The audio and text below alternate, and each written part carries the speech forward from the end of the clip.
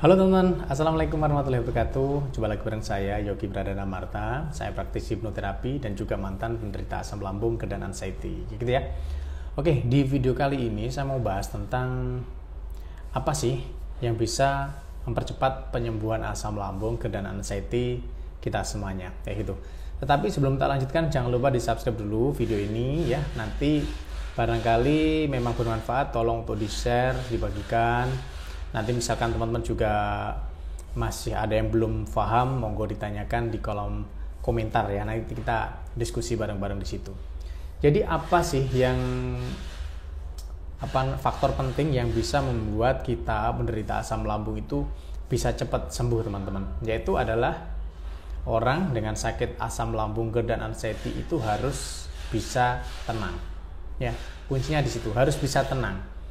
Jadi apalagi untuk penderita anxiety ya, itu dibutuhkan banget situasi yang tenang atau kita bisa mengendalikan pikiran kita. Ketika kita bisa mengendalikan pikiran kita dengan tenang ya, kita berupaya untuk tenang, insya Allah seperti panic attack, jantung berdebar-debar, sesak napas yang berlebihan itu nanti bisa diminimalisir, teman-teman. Tetapi kalau kita nggak bisa untuk berlatih tenang, maka keluhan-keluhan kita itu nanti setiap hari itu akan muncul secara terus-menerus dan bergantian. Biasanya seperti itu.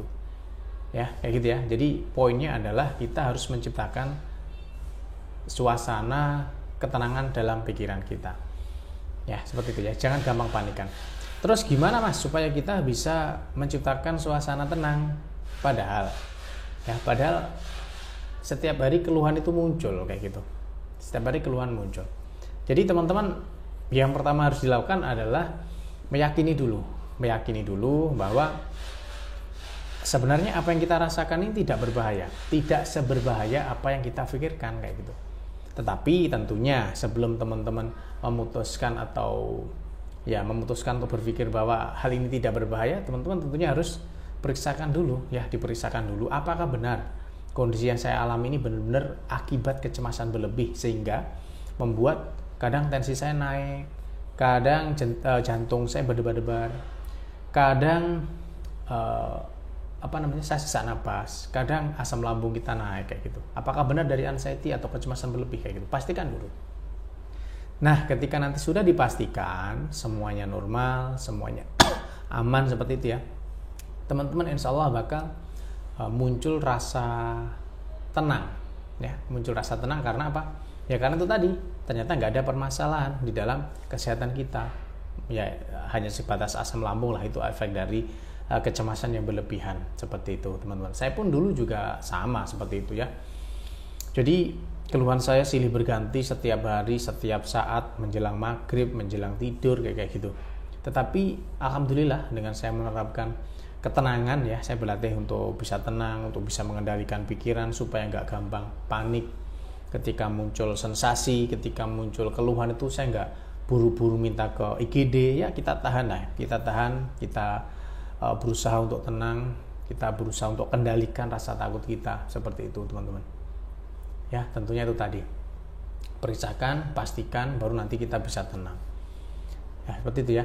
Terus kemudian cara untuk supaya kita ini bisa tenang diantaranya adalah dengan mendengarkan motivasi-motivasi dari orang-orang yang sudah sembuh masalah asam lambungnya gitu ya. Jangan kalian mencari teman yang nggak ngerti asam lambung, yang sukanya nakut-nakutin, yang sukanya itu cerita-cerita yang tidak menyenangkan. Itu harus teman-teman hindari untuk sementara waktu. Jadi teman-teman cari aja teman ngobrol yang paham atau yang bisa memberikan kedamaian, bisa memberikan ketenangan bagi pikiran kalian semuanya.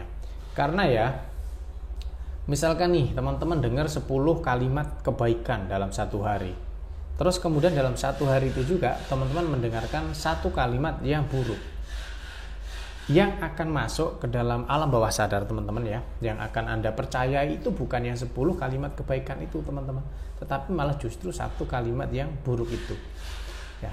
Seperti itu memang ciri khas dari asam lambung anxiety.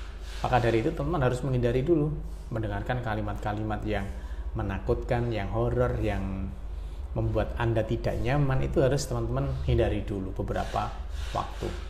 Sambil nanti teman-teman juga memantang makanan-makanan yang harus dipantang, tapi nggak usah banyak-banyak, tidak semuanya harus dipantang dan tidak dimakan ya teman-teman. Seperti itu. Insya Allah nanti teman-teman bakal segera sembuh seperti sedia kala. Kayak gitu. Saya pun dulu juga sama seperti itu. Jadi nggak pengobatan yang macam-macam, tidak minum obat yang macam-macam juga.